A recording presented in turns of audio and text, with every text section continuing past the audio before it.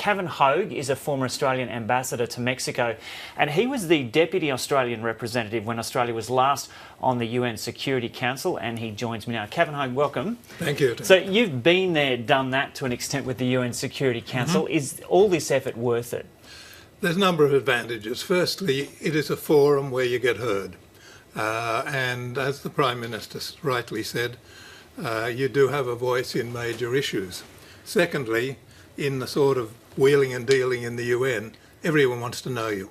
So you're able to talk to people who might not otherwise be much interested simply because you're on the Security Council.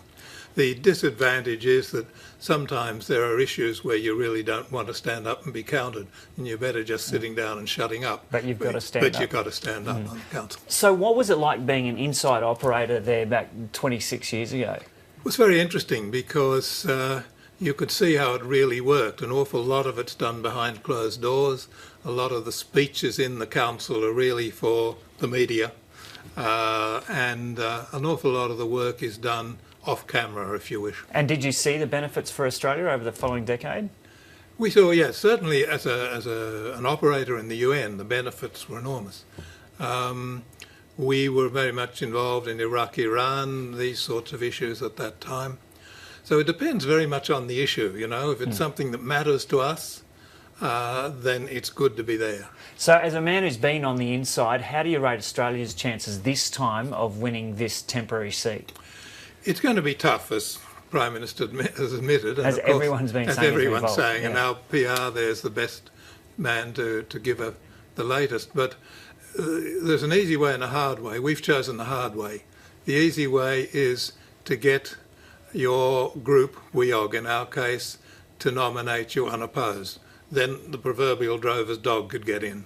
But we have competition, and that's going to make it tough, because the other members of our group won't vote for us, and, well, the Prime Minister went through some of the things.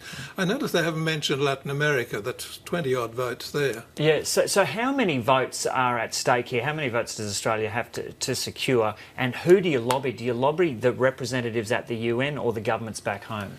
It varies. Some governments, all the decisions will be taken back home, and the ambassador will be on a tight rein.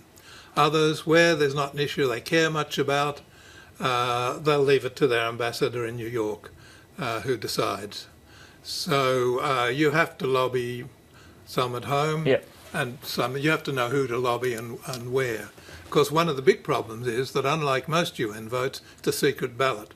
So it's possible for people to speak with forked tongues. Right, okay.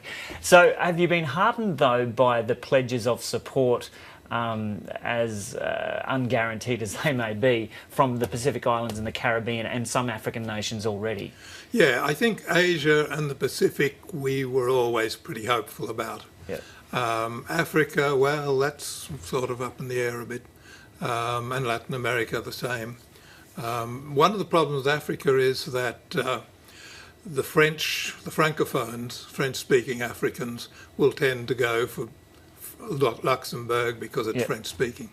But it would have been of benefit to Australia to have a French-speaking lobbyist at that. There are intangible things I'm sure like that we probably at play do, here. but sure, that's a factor. And what about when this happened last time, when Australia did get up, the popularity of the Australian representative there at the UN was a key factor, Dick Woolcott then. Have we got someone there now who is good at lobbying? Gary Quinlan's a very good operator. He was there when I was there. Yeah. And he knows the UN, and he's a good operator, so he should do well. Okay. And what will Australia's position on the Palestinian votes that have come up recently in the UN in the last year or so have on Australia's ability to win a seat at the UN Security Council? I guess the Middle East's a problem for us, because by many we'll be seen as a proxy for the US and Israel, I guess our vote on those matters and how we're seen by the Muslim countries in the Middle East, because rightly or wrongly, we've tended to take sides. Yeah. Would you like, just finally, just seeing all this action there at the UN, would you like to be back there, part of it again? It must have been a highlight of your career. It was fun, yeah. It certainly is a very, you're certainly on the world stage, there's no doubt about it. But this will be a tough ask. It will be. Yeah. It's not going to be easy. Yeah, and will that necessarily be a negative thing for Australia, even if a seat is not won, or will there be a lot of benefits from simply participating in this process? Well, to try and lose won't do us any good, but I mean, the world won't come to an end. Okay, we'll see how we go. Kavanagh, thanks so much for coming in. Not at all.